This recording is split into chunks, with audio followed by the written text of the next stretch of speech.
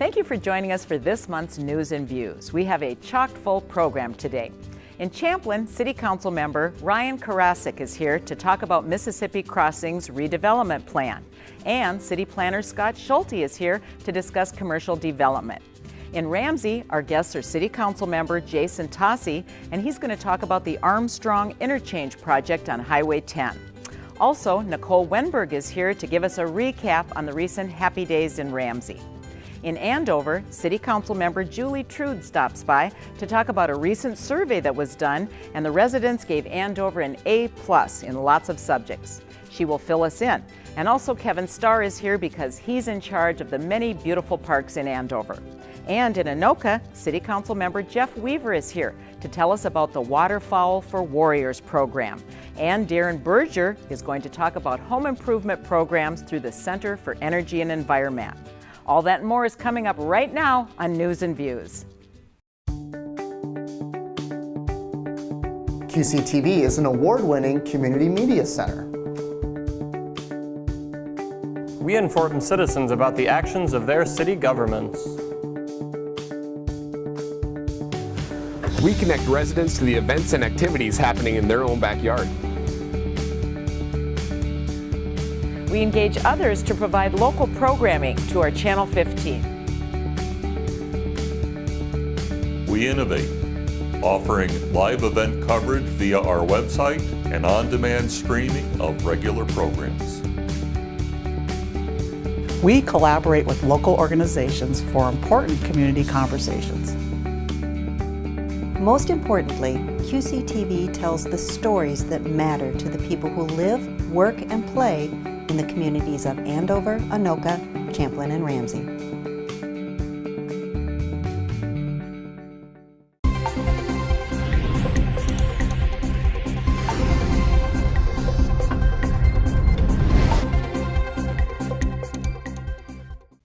Welcome back. Once again, I am your host, Corey Lang. And the faces of Champlin are always changing in the best way possible.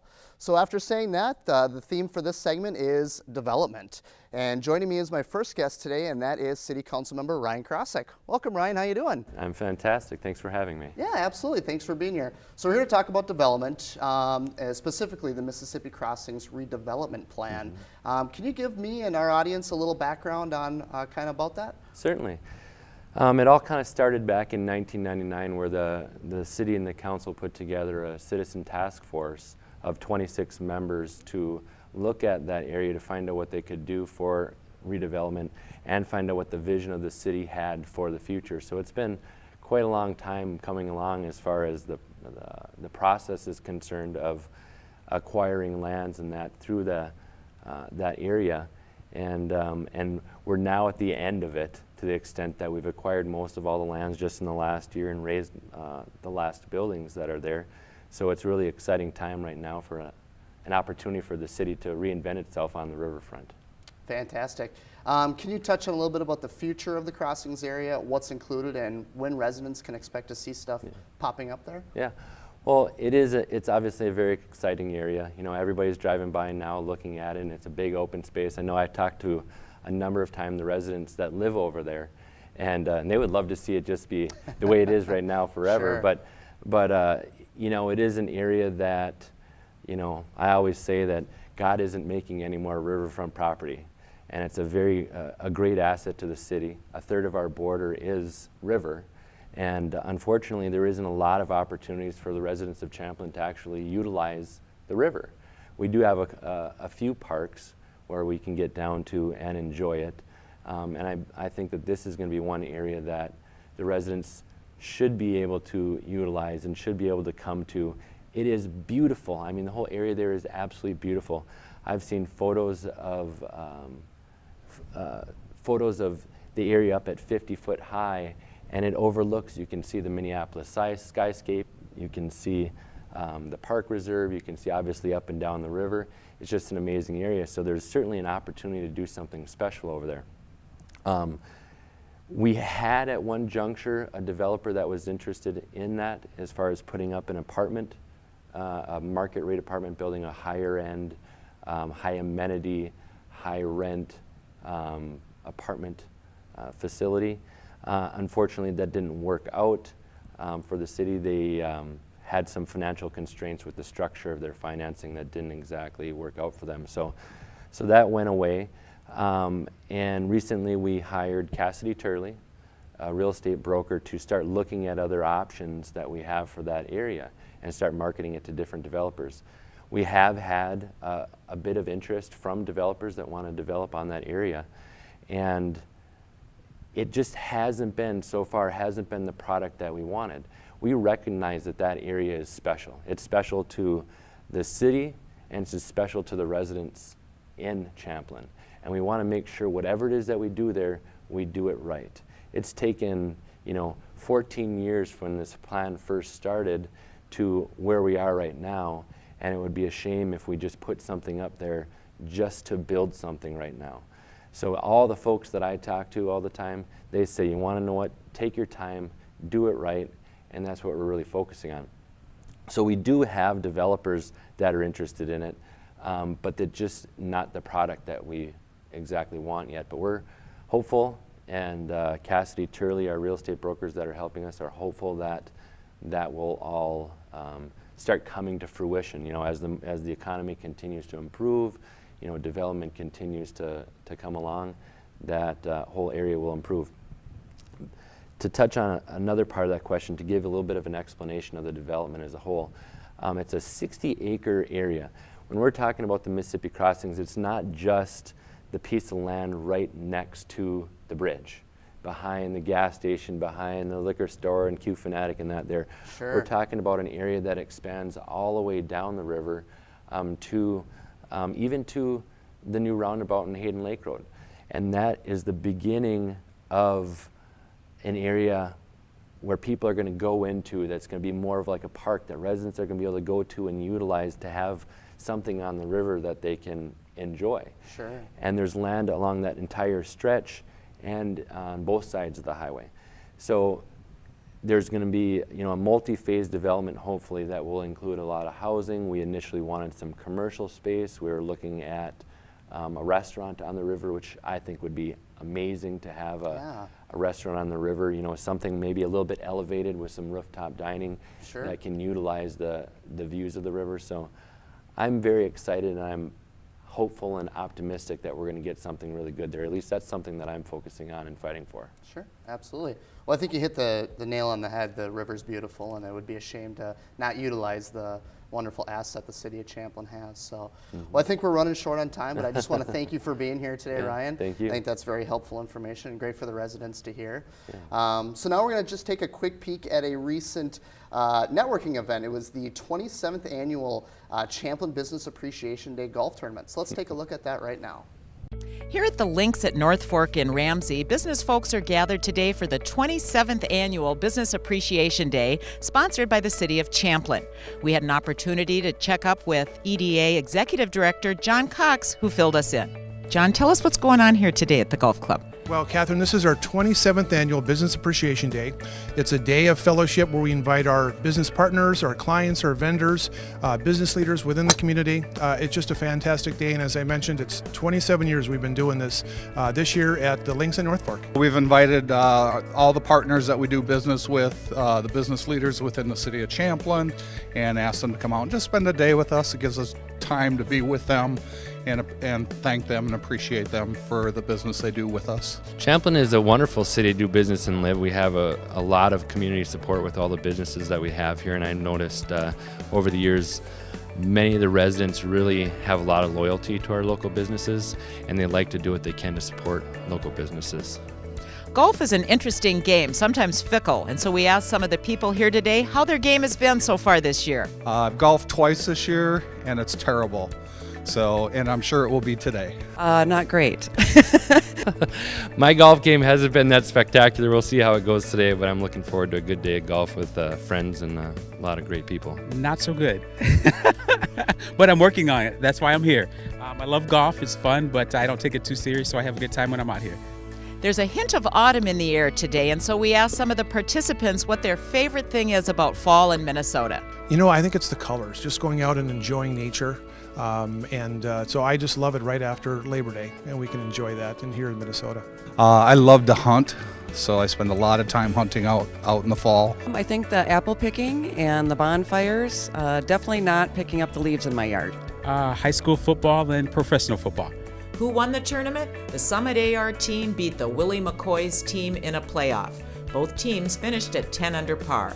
City staff and local businesses alike look forward to the 28th annual tournament.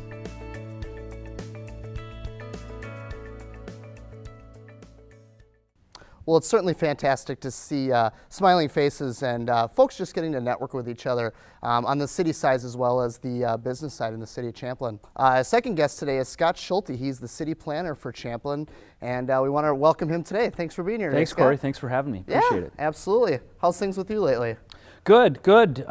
You know, it's interesting. I've been with Champlin now since probably right around 99. So oh, wow. 15 years. Holy and cow. This year has been one where it seems like it's when I started in Champlin in terms of development and stuff that's occurring. So it's exciting. It's, you know, there was a bit of a lull, I would say, in terms of development in the, you know, the mid-2000s with the economy and just, you know, some stagnation in general. And so it's refreshing to sort of be back into the development swing of things again in Champlin. So, well, congratulations to that. That's a kind of a huge milestone for you. Yeah, it's been exciting, and they're good people. It's a good community. I've enjoyed it. Seen many things happen. Obviously, in 15 years, I think when I started in Champlin, population was right around 14,000 or so folks, and now, you know, in the 15 years I've been here, we're up approaching 25,000. So a lot of new stuff happening. Wow, that's incredible. Well, we're here to talk about commercial and residential development. Can you just update our viewers, can you touch a bit about recent commercial development in the city of Champlin? Sure. We've had a couple of projects this year in 2014. Went through the approval process and actually are now under construction. And I'd like to note a couple of them in particular. One is Acorn Mini Storage. They went through the approval process in the spring. And got council approval to build a 100,000 square foot mini storage facility. Great. Acorn Mini Storage, I believe, has around 7 locations in the metro area. They are now in Champlin, soon to open. Actually, they're under construction, nearing completion. I would anticipate in the next 30 to 60 days that you might be able to be storing goods in Champlin, which is interesting because really the reality is there isn't that opportunity offered in Champlin. So we're glad that they've decided to come and locate here and seem to provide a quality service. So, yeah, absolutely. I took a trip down Champlin Drive the other day, and it looks like they're coming along pretty nicely, which is pretty impressive. It seems just like yesterday I was at the Champlin Council meeting, and they just approved that project. Right, so and I see it every day because it's, you know, the site's just north of, or actually just south of City Hall, off of Champlin Drive. Yep. So yeah, drive by it every day. So you're really tracking the progress on a daily basis. That's amazing. Speaking of that, can you touch just a bit about recent residential activity in the city of Champlin? Well, before I do want to mention a couple of other commercial projects I think that are to note. One is, and maybe you've seen some of the work going on with the new Alina Clinic. In fact, Alina Medical is building a new medical clinic on their existing site that they are today in Champlin. In fact, they're starting the footings for the new building, and ultimately they're maintaining the operation in the old building, and it'll be sort of a turnkey type scenario where the new building will open and then they'll work on demolishing the existing building. There are some logistical issues with that they're taking care of, but ultimately we're excited about them and their 25,000 square foot new medical clinic. So based on feedback from some of the folks that work at Alina, they're very excited, obviously, to have the new digs. I guess the building they were operating under was built in roughly the mid-70s, and so it's become dated, and so it should be good. Good for clients, I guess, or patients, and for the staff. Sure, absolutely. Yeah, I've been going there. We had Mayor Emma Nelson on the last episode, and we were talking about it and the groundbreaking that was held. And I've been going to that building since I was a kid, Champlin Park Dental, which has now since moved. Sure. But that's great. Anything else in the commercial Yeah, there's end? 3 that aren't, it's not necessarily bricks and mortar type developments, but new businesses coming into town. One I wanted to mention, or 3 of them I wanted to mention. One is a Willie McCoy's Bar and Grill, which probably have seen the signs on 169. They're actually going to be occupying the former Champlin American Legion site. They're making a ton of improvements, both interior and exterior.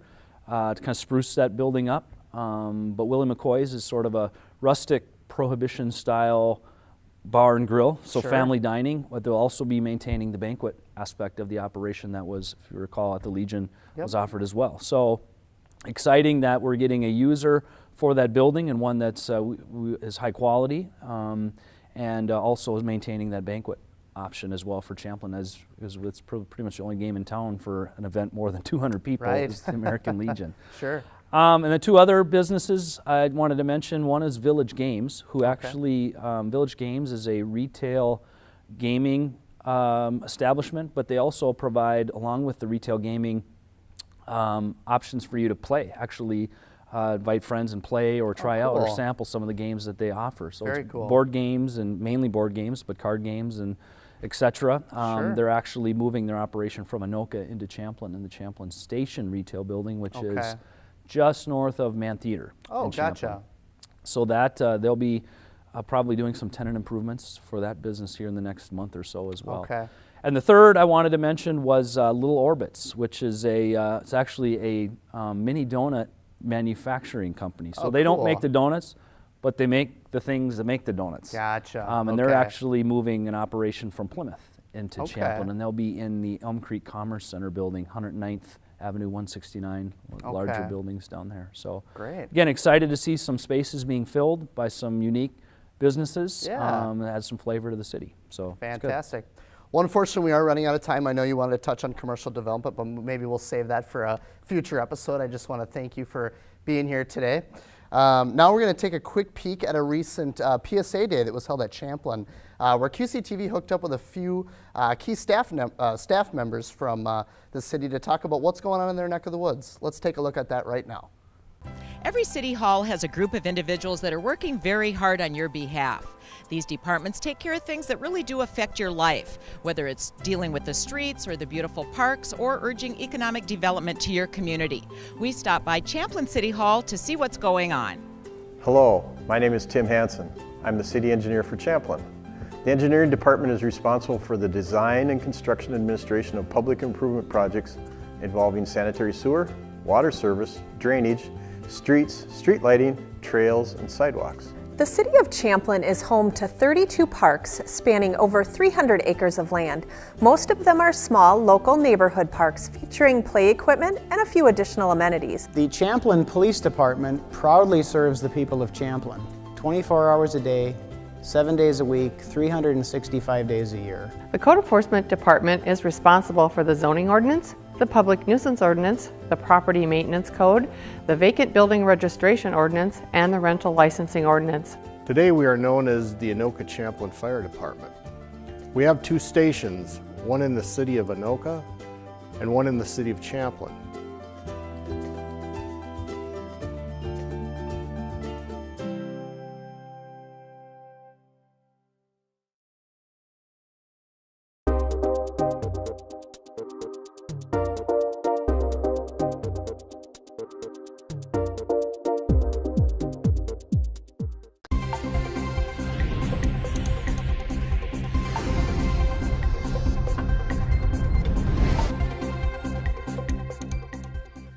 Welcome to the Ramsey portion of the show on News and Views. Today I'm going to be joined by Ramsey Council member Jason Tossi. Jason, thanks for being here. Oh, you're welcome. So I hear that you are interested in what's going on Highway 10 in Ramsey. So one of those projects that's coming into fruition right now is the Armstrong Interchange project. Could you talk a little bit about that? Oh, sure, absolutely. When I was elected in 2010, so started in 2011, it was really my main focus was that interchange at Armstrong. Along the route in Highway 10 through Ramsey, we've seen some hard channelization, some medians put in at Sunfish and Ramsey Boulevard, but Armstrong was never touched. And myself living in that area, I live between Ramsey Boulevard and Armstrong. Having to take that, I've seen some of the near misses and some of the non-near misses, i.e. the crashes that have occurred on there. And that intersection, that at-grade intersection at Armstrong Boulevard and Highway 10 is incredibly dangerous. Folks get stuck in between the highway and the train tracks often. People have to back up.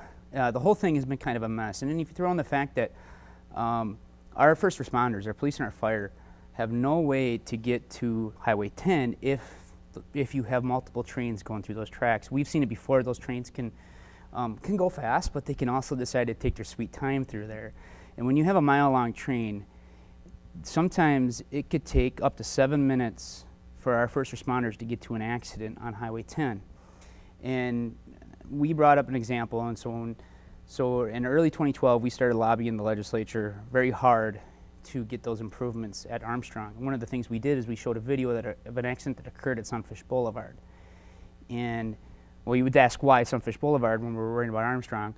Well, the reason why is because our officers, regardless, there was two slow-moving trains, one going north, one going south, or east and west, however you want to think about it. We're going in opposite directions. Our officers who were stuck on the north side of Highway 10, because really is only about 10% of Ramsey is south of Highway 10, if that, are those officers who were all north couldn't get across those train tracks. They're all at-grade train tracks. They were stuck at Sunfish, they were stuck at Ramsey Boulevard, and some were stuck at Armstrong. This was a pretty serious accident. Someone was trying to turn left, southbound onto Highway 10 or eastbound. As they were going, they were T-boned by a vehicle going towards Elk River. And thankfully, there was no fatalities, but it was a very serious accident. And you saw Good Samaritans trying to help. And as the MnDOT cameras captured this accident, you could see Good Samaritans trying to help. One of the Good Samaritans, as there was gasoline all over the highway, lit up a cigarette in the process of trying to help. So what was already a pretty serious situation could have turned fatal. And the Good Samaritan was just trying to help those folks, and I'm sure under stress, he immediately thought it just came natural to him. Yep. And unfortunately, our officers didn't get there in a timely manner, not because they were out doing something else, but really because they were just cut off. They did not have access to Highway 10. In fact, the CSO from Anoka and an ambulance crew that was in Anoka at the time made it there before our officers. So one of the first things you do, and my background is law enforcement, the first things you try to do in public safety is make sure the scene is safe. There was no one there for minutes to ensure that the scene was safe. With an Armstrong overpass, a guaranteed access onto Highway 10, our officers and our first responders, our fire department will always have a sure access onto Highway 10, either if they're going to go north towards Elk River or south towards Anoka. That's going to be a guaranteed access. So it was one of those things that I lobbied hard down at the legislature for, was so that our first responders could get there in a timely manner. It also helps for obviously our residents to be able to access the highway to Elk River or Anoka or Coon Rapids to get to Riverdale. But it also, one of the other things that you could make an argument for, this does help developmental in Ramsey as well within the core. To me, that was a minor part of it. I think when you use tax money, such as what's going to be an expensive overpass, really you can make an argument that it's a public safety issue. And as you go to the legislature and you're trying to lobby legislators from Baudette or Babbitt or Ely, they don't really care about development in Ramsey. But when you can show them that public safety side of it, you can make a pretty good case as to why this needs to be done. So this is really an issue that goes all the way up to the state level. It's not just a local issue. Yeah, you could argue it's actually a federal issue as well. It's a United States highway. Highway 10 is a U.S. Highway 10. But yes, generally this MnDOT is tasked with the stuff with the construction along Highway 10. Now, that being said, Ramsey's going to have local financial obligations to this overpass. The county will as well, Anoka County, the state, and just recently we received a grant from the federal government as well for that United States highway. But yes, the obligation really is on MnDOT. And MnDOT came up with those plans, and we just went with them. Well, I'm sure people will be happy when that is finished. I didn't know that it was even in the works, so I know I get caught up by trains there all the time, pretty much every time I go to Ramsey. So that'll be convenient, and in addition to just being a safer place to drive. So we're almost out of time, so I just want to thank you for coming on the show. Again, filling the residents of Ramsey in on what's going on. And our own Leslie Sauer got to check out this awesome program in Ramsey called Youth First. So let's take a look at that. It really is a fun program. We're supporting their lives. Youth First is a very important place to be. It's a very important organization that helps a lot of kids in this community in a lot of different ways, like family issues, school issues, any kind of thing. It's just a place you can rely on. I don't know, the best way I could describe it is my family, because we're tight, together. but when they're here, we're all just kind of one big family, and it's the coolest thing to stand back sometimes and watch all these like random groups of kids you'd never expect to interact just like be and hang out and be okay with each other. And that, I think, is one of the coolest parts about our program, is that all the kids feel accepted. Like, we can be who we are here. There's a wide range of kids in our program, kids who really just need some place to hang out until the bus comes, to kids who really have a lot of struggles at home and are facing and dealing with a lot, and we really work with them to try to piece those things together so they can focus on school, see a vision for their future, and also solve some of those problems they've got going on. So during the school year, it's a lot of homework help and a lot of hangout, and it's super cool to get to see them grow up and to see these kids that, you know, who for themselves didn't see a whole lot of future, but see themselves now working or going to school or, you know, in some cases starting families. And it's just super fun to see that they did it, and to remind them, like, look at what you've accomplished. Youth First really is a great organization. We're really lucky to have something like that in the city of Ramsey. So now I'm joined by the Ramsey Public Information and Events Specialist, Nicole Wenberg. Nicole, thanks for being here. Thanks so much for having me. So you were you had a big hand in this year's Happy Days event. How did Happy Days go? Just a little overview of how things went. It was a huge success. We had great weather that day, and I think that contributed to the large crowds that we saw. We think it was the highest attendance in the last couple of years, so that's really great. And we had a lot of exciting activities and attractions for the visitors all day, starting at 8 a.m. with the pancake breakfast, and then running all day and finishing with a live concert and a fireworks show at 11:30 that night. So it was a full jam-packed day. So what were some of the events or activities that really stood out to you and you think that people really liked the most? Definitely, I would say the parade is always a huge hit with our visitors. We had 50 floats in the parade this year, so it's bigger than it's been in the past, and a variety of different businesses and organizations come out and join us for that. So we had a lot of interesting things for the community to get to see, and giveaways and candy for the kids, so I think that was a highlight of the day, definitely. And then people always really seem to enjoy the live music and the concerts in the evening, and the fireworks show was a huge hit as well. So. Well, that's great. I was out there during the parade. You know, we saw each other out there, and from what I could see, it looked like people were having a great time. Beautiful weather. That's always good. Yep. So, are you guys already starting to plan for next year? A little bit, we are. We have a little bit of a break, but we're already starting to consider performers for next year. That's probably one of the first things that we cover. So already we have our next Happy Days committee meeting in December, so we'll be making decisions already. That's great. I mean, that's why it goes off without a hitch, because you guys plan a year ahead. Yep. It's like the state fair. So there was talk that the name Happy Days might be getting changed for next year. Could you give us an update on that? Sure. So we've been collecting feedback and input from Ramsey citizens over the last couple of months. We did an article in the Ramsey Resident and got some feedback there, and then we were also collecting feedback at our Happy Days information booth at the festival. And the results were in, we tallied everything up, and it sounded like no to the name change. So we're sticking with the traditional Happy Days Festival for next year. Might as well keep it the same. So I've noticed that Happy Days is a little bit different than some of the other communities' annual festivals, where it's only one day, not a whole weekend. Do you think that benefits the city in any way, or what advantage do you think that is?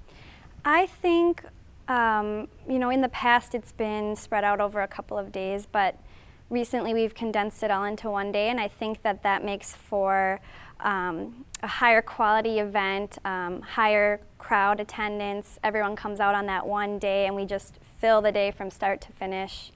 And it's a really fun day for everyone, and families, kids, all ages. So I had fun when I was there. So if somebody wants to help out next year or get involved in some way, who is a good person for them to contact? They can contact me.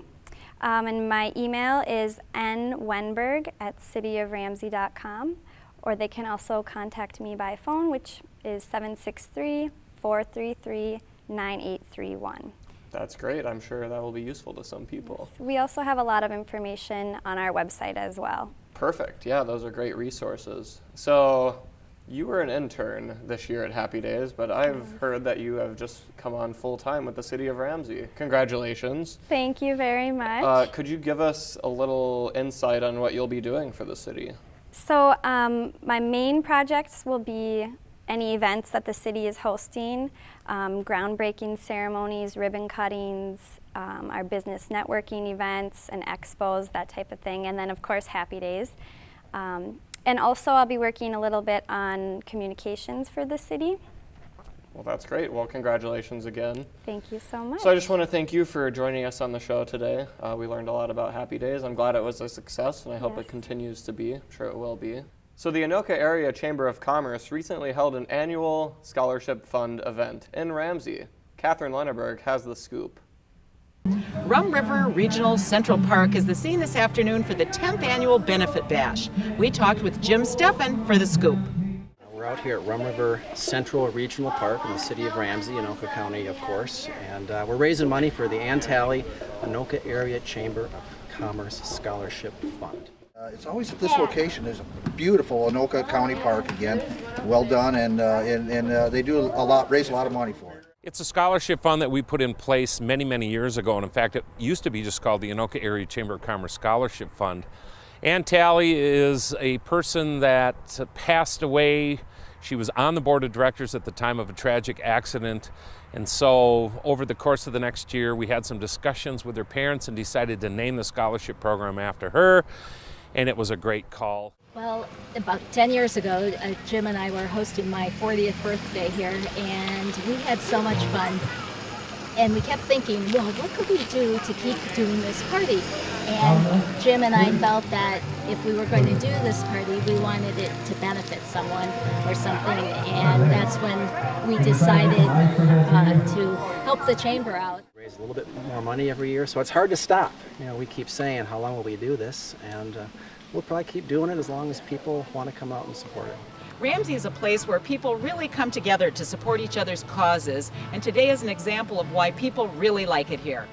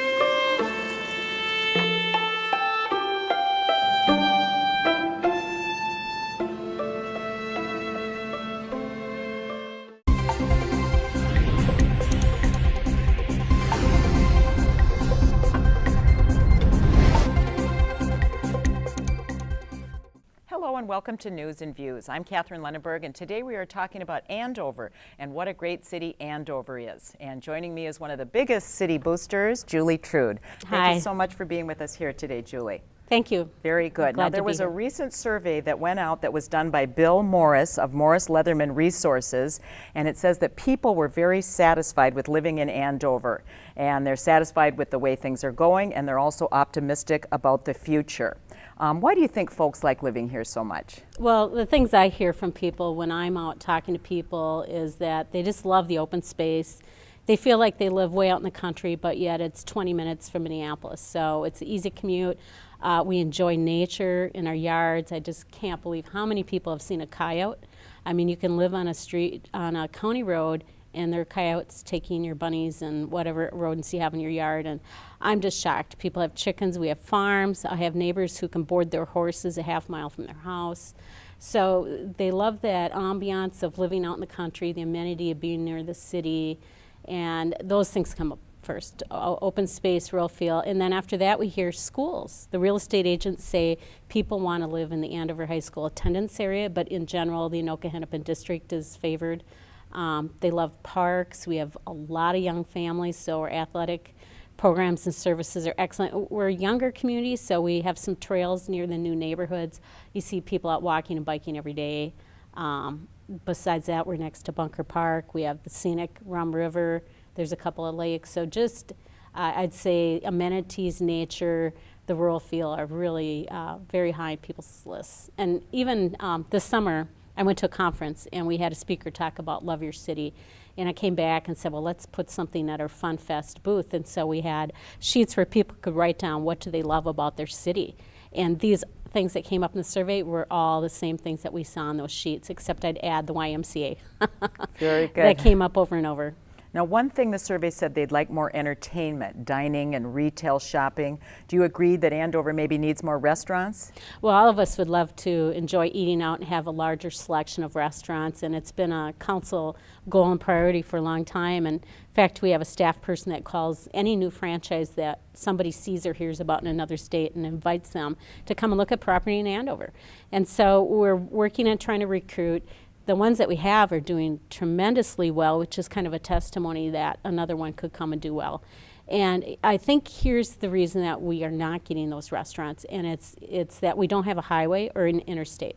So the very reason people come to Andover to enjoy nature, open space, those things, the restaurants are like, yeah, we don't want to be in your city because we want to be where there's 50,000 cars a day. Mm-hmm. But our staff kind of helps them look at, we have 30,000 households, we have a good income, we have busy families, and the people in our city do well.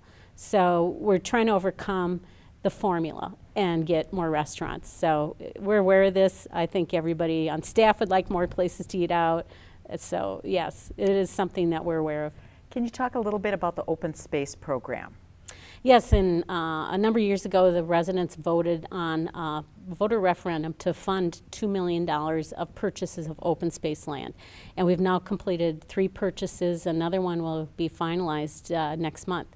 And we have a commission of appointed residents who have served to evaluate the purchase of property that people are interested in selling. And a piece that we just bought from the Osnes family, for example, they had developers offering them money to have homes built there, and they value nature and open space. They love the lifestyle they've had in Andover, and they said, no, we want this set aside for future generations. So they sold their property to the city. And we have a couple other parcels like that as well. So it's just this buy-in to this rural feeling, will this still be here for the next generation? And people want that to be there. And we have not been good at publicizing it. It's been in the city newsletter, but it's a little tricky to find. I looked for it on the website this morning, and we need to change the tabs. So you have to go to government and commissions, open space commission, and then you would find photos and descriptions and maps. And I've been out and walked the open space with the commission. Recently we went to the one by Rum River, Martins Meadows. Just love nature. It's just a beautiful place to go and get away from everything. Very good. Well, thank you so much for joining us, Julie. We could do a whole special on the open space. I think we could, because it'd be great to have some clips. Okay, very good. We will do that. Well, thank you so much for being with us here today. And now we are going to, Andover recently got a new fire truck, and it was a really big deal, and I know you were there, Julie, and Leslie Sauer was there as well, so let's take a look at that. With Andover continuing to grow, the need for a new fire truck came just in time. We're very proud. This was one of those moments that you will not see again for a long, long time. Just to see it drive up, it was very emotional, don't you think? Oh, it was amazing. This new truck has been in the planning process for 12 years. Retired Fire Chief Dan Winkle shared what he thought of the new truck. First time I've seen it, like everybody else. It was pretty exciting to see that it's finally here. The biggest difference is technology. The technological differences on this truck don't even compare. It's going to be a lot safer for us. It's going to be a first response truck. We're going to be able to do a lot more with it as far as getting water on a fire strategically. Community members and council members were there for the unveiling. We have volunteer firefighters. These people get out of bed at 2 in the morning, 4 in the morning to go answer calls and deal with life's most challenging moments. And we need to give them the best equipment we can to do the job they can to keep the public safe. Fire Chief Jerry Strike talked of tradition. Why black over red? Andover was one of the first, if not the first, in the metro area to go black over red. The color is black because Chief Winkle thought it looked cool, and I will agree. There isn't I don't think there's a sexier truck, if you will, around. Joining me now is Kevin Starr, and he is the park supervisor for the City of Andover. Hello. Thank you for joining us today, Kevin. Hey. Now tell us what the park supervisor does. What does your job entail for the City of Andover? I work out at Andover Parks Department. I have 6 guys with me. We maintain all of the city parks and trails, open spaces in the City of Andover. And how long have you been doing it, Kevin? I started in 1979. Okay, I'll do the math. Yeah, it was, yes. It's been a lot of changes in them years. Okay, now you have 67 city parks, Yes, which is ma'am. an awful lot, and 4 main ones. So let's start with Kelsey Round Lake Park. Tell us a little bit about that. Kelsey Round Lake is it is the largest park out there. You may see on a map Hills of Bunker being the Anoka County Park there. That's a lot bigger, but that's a county-run park. Kelsey is 152 acres. And it's a passive park, it's trails and mainly nature, a lot of prairie restoration and boardwalk through the trails. There's about 3 miles of blacktop trails out there, and there is parking available. Very good. And Sunshine Park, I was there earlier this year, and it was on a Saturday, and that was a hub of activity. The concession stand, and there were Little League games going on. It was very busy. Tell our viewers a little bit about Sunshine. Sunshine is just over by Andover Elementary School. It's just under 40 acres, it's 38 acres. It's got 6 ball fields on it, skateboard park, 3 football, soccer fields, large playground. Again, then you have the elementary school, which has a large playground with it. It has trails around it, multiple parking, it's lighted, it's irrigated. It's probably one of the most diverse parks we have. Just across the street there are 2 boarded hockey rinks and a warming house. There's a meeting room in Sunshine Building. The thing on Sunshine, that was all built with volunteers. They all came through and hand laid all that block out there, all the sod. So that was one of the projects we did back in the mid-'80s. Very good. And how about Prairie Knoll Park? Prairie Knoll is mainly football and lacrosse and soccer. It's 3 large soccer fields. We just got done blacktopping the parking lot over there. That's an irrigated park. It has a warming house, a basketball court, hockey rink and free skate rink, and a sliding hill. Very good. And how about Andover Station North Park? Station North is right next to the old dump site. It's just off of Hanson. It is about 30 acres, just under 30 acres. It's 3 baseball fields, a large building, and again, that was built with a lot of volunteers. They helped build the building out there. There's multiple parking, and there's a sliding hill there also. 2 of the ball fields are lighted. Very nice. Now you're doing maintenance inspections this time of year. What does that mean? We do on the inspections, the safety inspection for the overall layout of the park. It's mainly designed for the structures themselves. We have 38 playgrounds out there throughout the city. So we'll go through and just check literally everything on, from the fall zone to the swing hangers to the belts to everything, and make sure it's safe. With that many parks, we're maintaining 51 at this time. We're not going to get to all of them once a week. So we really count on the public to let us know if there's an issue out there. So twice a year we will go through and do a full audit of all of the equipment, but we do count on the public helping us out if they see an issue, just to give us a call. And how about volunteers? How can you use volunteers? We do have an Adopt a Park program out there, and they can get involved that way for adopting of the park. We do count on all of our associations, all the different sporting associations to help us out, right down to the coaches and the referees. They an awful lot of the things that go on out there are from volunteers. All of the hands-on work, right to the kids helping us plant trees and flowers. There's plenty of ways to get involved if you want to get involved. Very good. And do you have to worry about vandalism at your parks? Lots. You'd be amazed how much things go wrong out there, things that get destroyed. Our budget's only so big, and when you start having things like that happen that you didn't count on, it takes those funds away and time away to fix things that just should have never happened in the first place. Exactly. Anything else you'd like to add, Kevin, that people could help you and your crew do their job? Again, if there's an awful lot of ways to get involved if people would like to get involved, from the Adopt a Park to helping coaching, helping maintain some of the fields, helping with trees and flowers. I mean, it's just helping with the hockey rinks.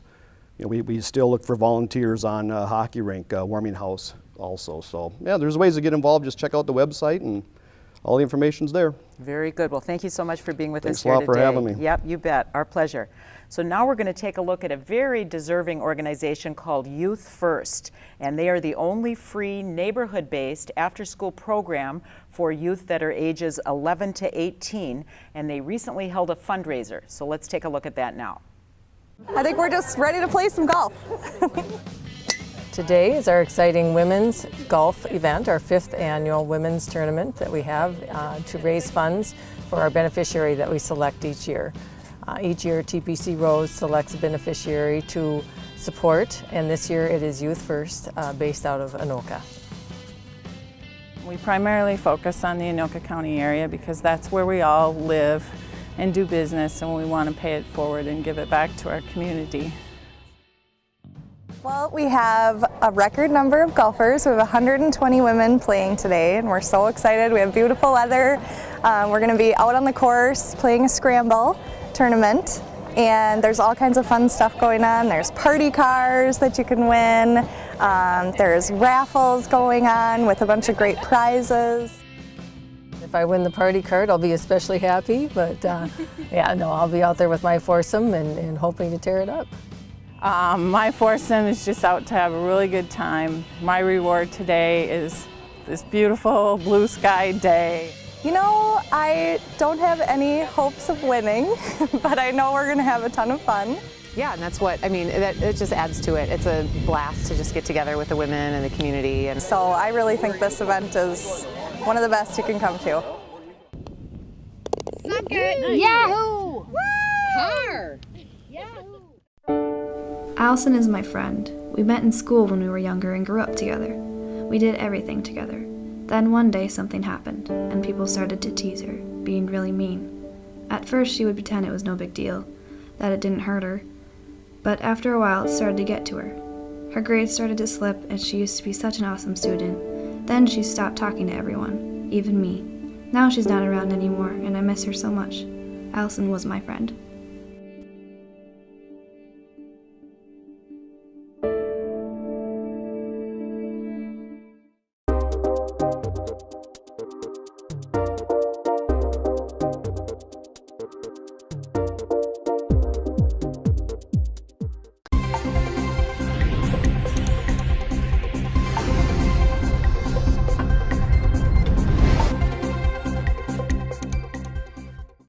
Hi, and thanks for joining us for the Anoka portion of News and Views. I'm Matt Overstreet, and joining me in the studio today is Anoka Council member Jeff Weaver, and he's going to talk to us a little bit about Waterfowl for Warriors. Thanks for joining us today, Mr. Weaver. You bet, Matt. All right. Now, first of all, let's talk to me a little bit about Waterfowl for Warriors. Exactly what is it? Waterfowl for Warriors is a waterfowl hunt that is taking place, and we've had 2 hunts already this year.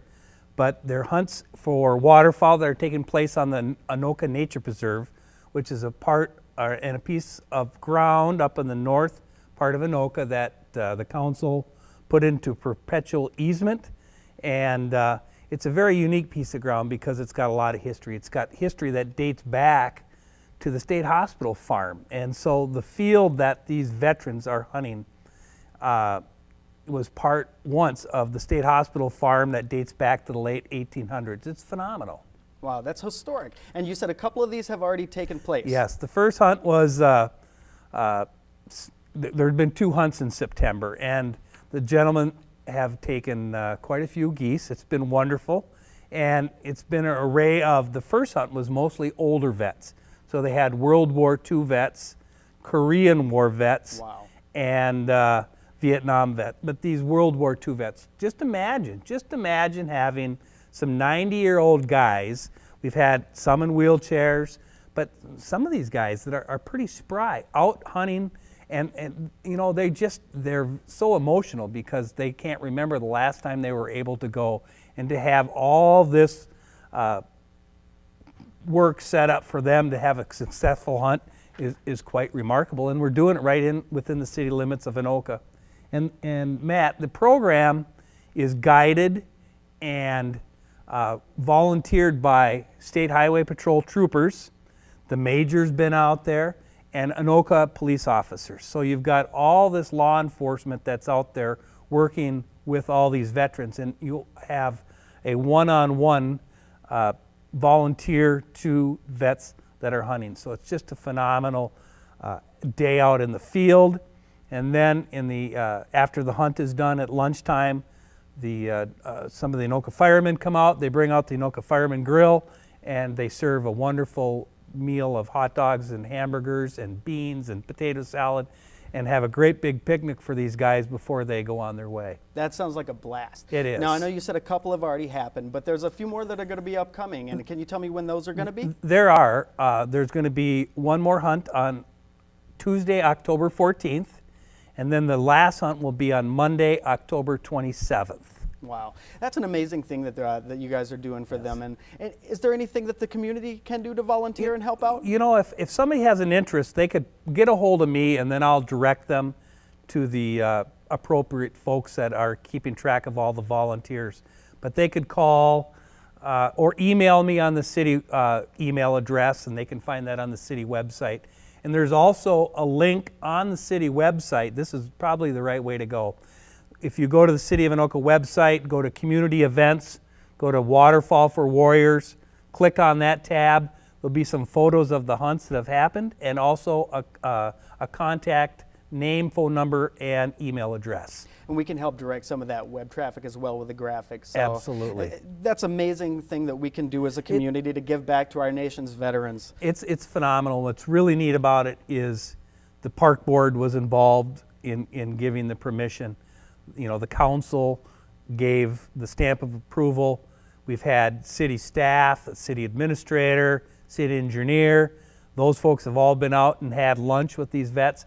We had the high school career person stop by at one of the hunts, and now they want to bring some of the high school seniors out and have those high school seniors get with these older vets and have some connection with those folks that sat in the trenches during World War II and the Korean War, and let them talk.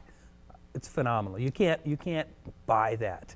That's an amazing way that we can, bridge a little bit of that history too. So, absolutely. Well, now, as much as we hate to admit it too, winter is going to be just around the corner. It is. Just very briefly, if we can, I'd like to talk about something that's going to come up in the winter, and that is going to be the Mayor's Trail Ride. And I know that you've been actively involved with that in the past. I have been, and the Mayor's Trail Ride is a unique event, but it's a snowmobiling event, and it's sponsored by the Anoka Area Chamber of Commerce.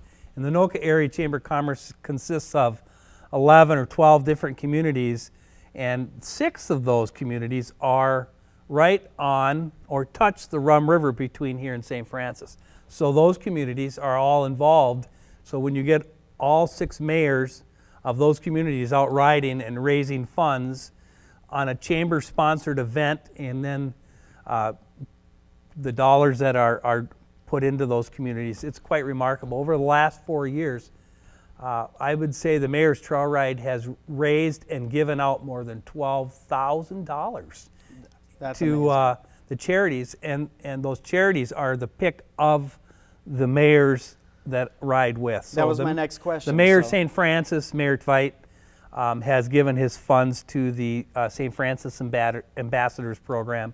The Mayor of Oak Grove, Mayor Corrin, has given his funds to the Lake George Conservation District. Mayor Schultz from Nowthen has given his to the Nowthen Volunteer Fire Department. Andover, Ramsey, and Anoka have given their funds to Youth First, Community of Promise. So it's just it's a remarkable engine. All worthy causes. It is, and it's an economic engine that makes, some of these establishments that these riders go to, they have some of the biggest days they have in the entire year in that one afternoon event. Yeah, that's outstanding. And when exactly will it take place? This year's event is scheduled for January 31st. Okay, it's a little ways off. It's a long ways off, but it's a lot closer than you think.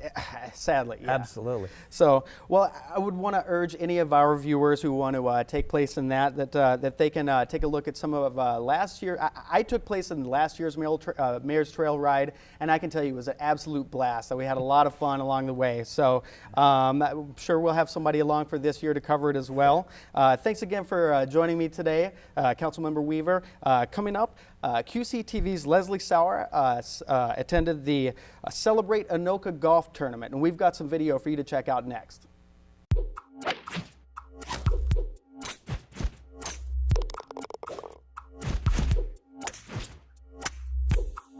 With summer coming to a close and fall well underway, what better way is there to enjoy this magnificent weather than at the Celebrate Anoka Golf Tournament?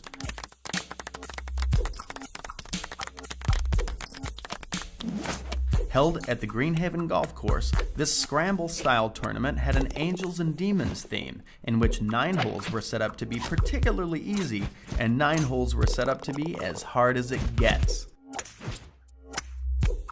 With approximately 140 golfers turning up, a sizable amount of money was raised, which ultimately benefited the Gary Stout Memorial Scholarship Fund. So, as usual with Anoka's generous community, it all went towards a worthy cause. What this event is about is it's our chance at Greenhaven to allow the people of Anoka to celebrate what makes Anoka unique. Fall is the best time to play golf. The golf course is in great shape. The weather's beautiful. It's not too hot. It's not too cold. It's just a wonderful time to come out and play golf and to be around the golf course, be around city. Once again, fun and philanthropy go hand in hand at the Celebrate Anoka Golf Tournament, one of Anoka's most enjoyable and worthy events.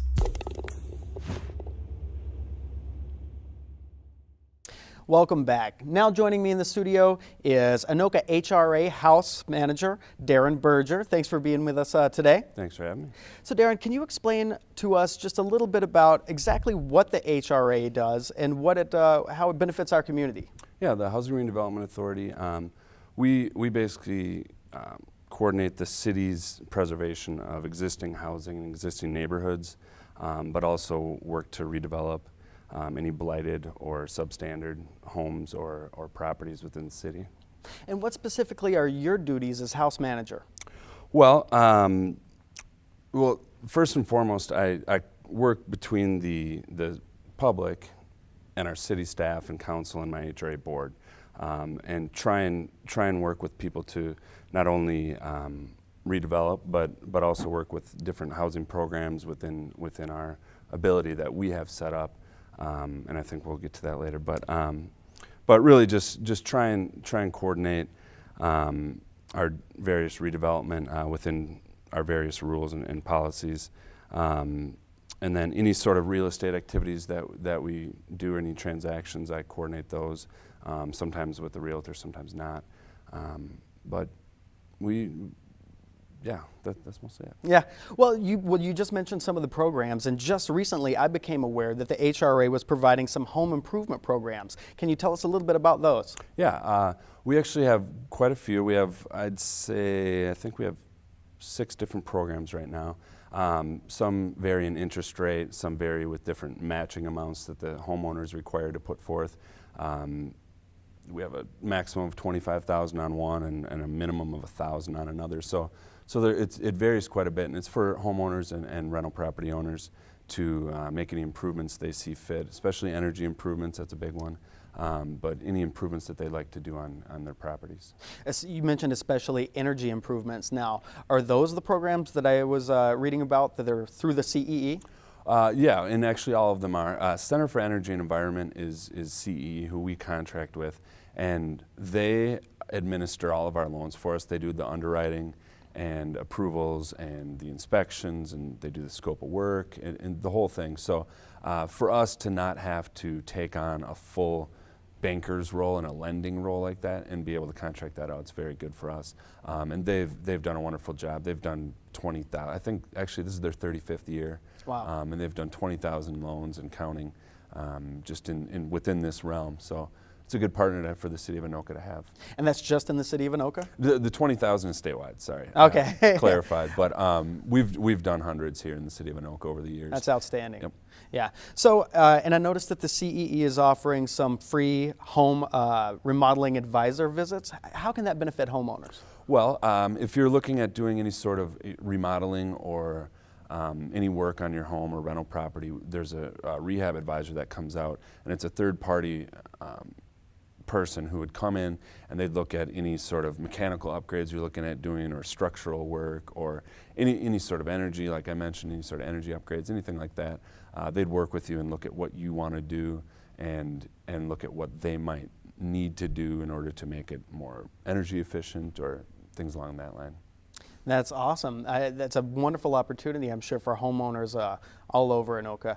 Now, switching gears a little bit, now I have to ask you about this because I heard that recently in Anoka there was a house that was moved entirely from one property to the next. Can you tell me a little bit about that? Yeah, that was, the HRA purchased that in August of 2012, and we spent about the next year looking at feasibility of, does it make sense to move it? Does it, should we demolish it? Well, kind of weighing our options. And we worked with various, there was some private developers, there was some homeowners in the area. There was all sorts of people that really wanted to save the house. And so we worked with a family that is from Anoka, and they were able to facilitate that along with some of the HRA's help to get that done. And that actually just moved this August from 210 Monroe Street in Anoka to 314. So it stayed in the neighborhood, and it seems to be a really good fit down the block.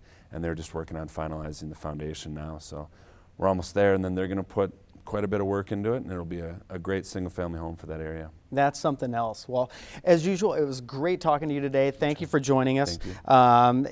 It's always a pleasure to have you on, and we hope that Anoka homeowners can really take advantage of some of these programs, especially in making their homes more energy efficient. Well, recently I had the opportunity to visit a master recycler composter class, and we have a little bit of video of that to follow. I'm Sue Dahl, and I'm a solid waste specialist for Anoka County. And we're offering a master recycler composter class. So we have 22 people signed up. Some of those folks work with some county recycling programs, but by and large they were just residents from the county. I hate waste of any form, and once you start learning about what recyclables get made into, and the energy saved from it, and the water saved, and the resources saved, it's just really an ethic that it just makes sense all the way around the world. If you want to just help out but you didn't have time for the class, you can certainly do that, because we're really trying to do a lot more outreach, and one of the big areas has been events this summer. We want to see recycling and organics offered at all of those events, and then that just helps educate everybody about the whole process. And organics is that next level, or organics for composting. And when we say organics, we're talking about paper products and fruit and vegetable waste. So it's adding a little bit more than just the stuff you can do in your backyard. Just recycle. We come to your house, we have curbside programs over the whole county. And so we're happy to, please just at least recycle the basics that you're not confused about. All your mixed paper at home, pop cans, bottles, cans. If you just did all of that, you would be doing a lot and really helping out at the county.